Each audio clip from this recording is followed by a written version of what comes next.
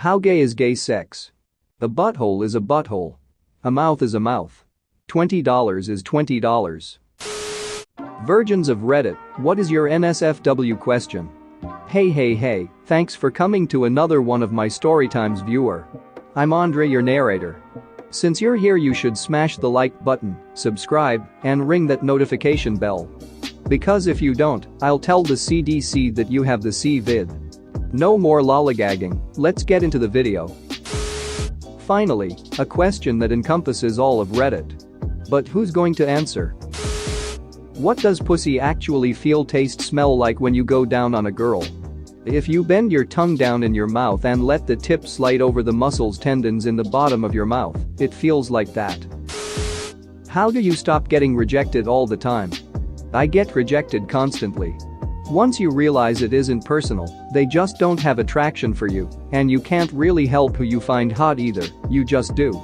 And it's fine. Rejection is embarrassing for like 3 seconds, and then you forget it happened for the rest of your life. You're not a loser and she's not a bitch, just didn't work out. It's also okay to turn down women who flirt with you if you're not into it, just do so politely. Be prepared to not be able to find the hole. It's not where you think it is and you are not where you think you are. Oh, and queefs happen, deal with it maturely. Edit. Thank you all for the upvotes. But to all you mad shaggers out there boasting about being able to hit the spot first time every time, keep in mind that it's easier to turn off a light switch with a pencil than a fishing rod. How is it not completely so awkward? I'm 19, but pretty shy. The thought of seeing someone naked and then not really knowing what you're doing makes me feel so awkward, and I just don't know how I could do it. Part of it is being able to laugh with the person. Mistakes will be made, weird stuff will happen, oh well. Laugh and smile and keep going. Eventually it won't even faze you. Part of being able to laugh at yourself, don't laugh at the other person BTW unless they laugh first, and even then call it cute and move along, which comes from confidence in yourself. I got more comfortable and confident in my body by sleeping naked. Now I'm happy with me, and if something goes off then it's not the end of the world. This is so true, I don't think I've ever had sex without getting a good laugh. Sex is hilarious. You're jamming your genitals together naked and you don't know if you should hold eye contact or not, and your brain is flooded with dopamine. You're probably pretty sweaty or cold or both, and then you nut and lay there in filth. The hole is lower than you think. Pretty much at the bottom of the vag. Also, it's nothing like porn, and also sex is a workout, so be prepared to be out of breath if you're on top. One time me and my girlfriend were going at it in her attic, it was the only place we had privacy, in the middle of summer. It must have been at least high 80s if not low 90s, and I was on top. Nothing makes you feel like more of a fattest than seeing your beads of sweat drop off your brow directly onto the girl's face below you, while you need to slow down every 2 minutes to cool off and re-energize. As a bonus though, the glass of water after sex was nearly as good as the sex itself, so crisp and refreshing. Is there a difference whether you do it with someone you love or with someone meaningless? I know it's a stupid question, but I can't help but wonder. There's a massive difference. It always feels better with someone you love because you're just overwhelmed with the natural euphoria you get just being around them, while also participating in an act that puts you super close to each other physically, while also releasing pleasure chemicals in your body. It's fantastic. Sex with someone you're not in love with can be fun, but you don't get the added oxytocin, serotonin, and dopamine in your body that makes you feel warm fuzzy, haha. You do still get some dopamine, because sex does feel good overall. But there's extra when you do it with someone you love. What does the girl usually do during sex? I don't want to be considered a dead fish. If you're actively showing your enjoyment, you won't be considered a dead fish, even if you never move a muscle. Being expressive with your face, touching, hugging, being vocal, stuff like that. And of course, being willing and enthusiastic while giving oral goes a long way.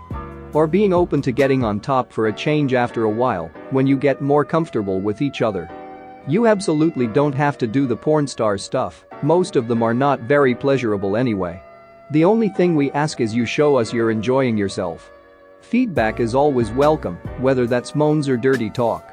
Maintaining your position and taking it up properly in the first place, such as arching your back during doggy style, go a long way.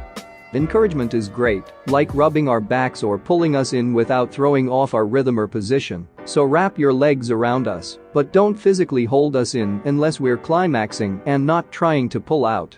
Learn to give a great BJ, hand job, or ride cowgirl.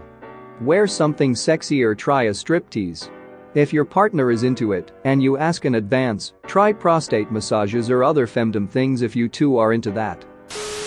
Find a condom that fits before you actually need a condom that fits. How do you actually find one that fits? So I'm not a virgin, lost it recently in a relationship, we ducked like 4 or 5 times with the same set of condoms. I really felt like they were too tight, low sensitivity, felt like I couldn't keep it up, red pressure ring, etc. Measured my girth, and it was about 6 or so millimeters thinner than the condom stated on the box. So would I need to go even bigger? Or is it a case of buying a whole bunch of different sizes and testing it? That was probably way TMI, but also. Sorry. Edit. Thanks for all the advice, guys. I don't live in the US or Europe, so no online shipping for me. But I will definitely take some of the other advice into account. Thanks again. And just to clarify, I did mean 4 or 5 condoms out of the same box. Well, technically 2 different boxes, but same size, so whatever. Is it true that if you do not use it, you lose it? Yes. My ex lost his virginity to me when he was 22, I lost my virginity to him too.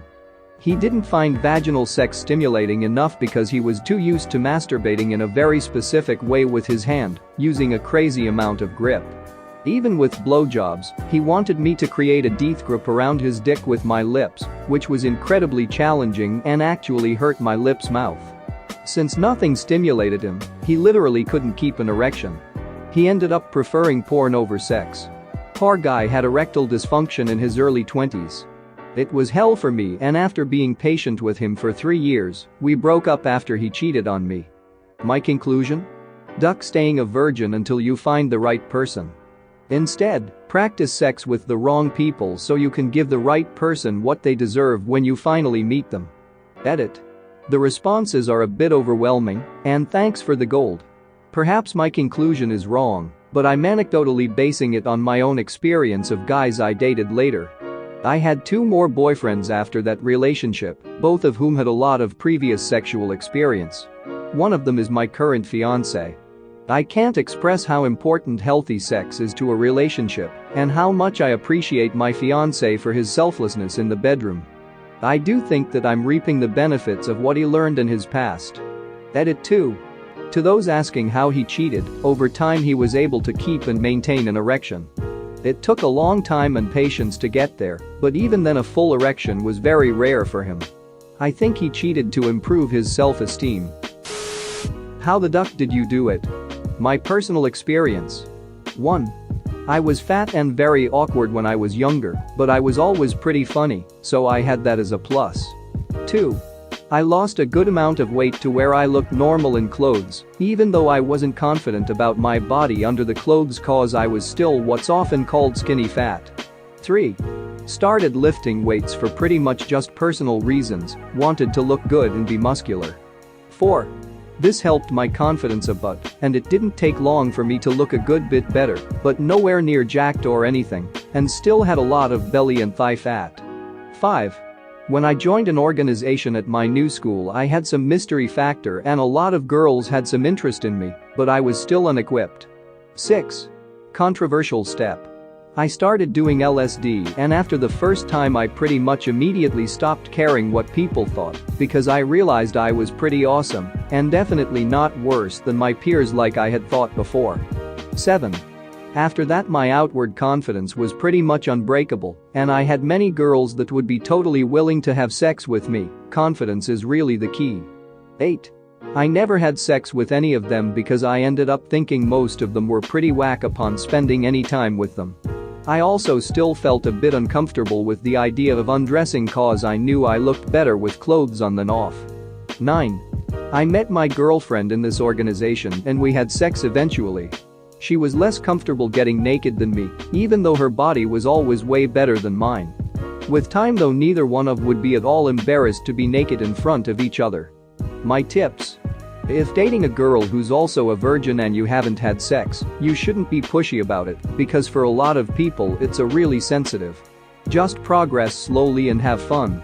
Just getting naked with someone and touching each other is also fun, so don't rush toward penetration if the time's not right. Definitely start lifting and having a regular fitness regimen, so when the time comes you'll have less to be uncomfortable about. Thanks for watching. What did you think of the story time? Let me know in the comments below. If you liked the video, smash that like button and subscribe so you don't miss any more story times.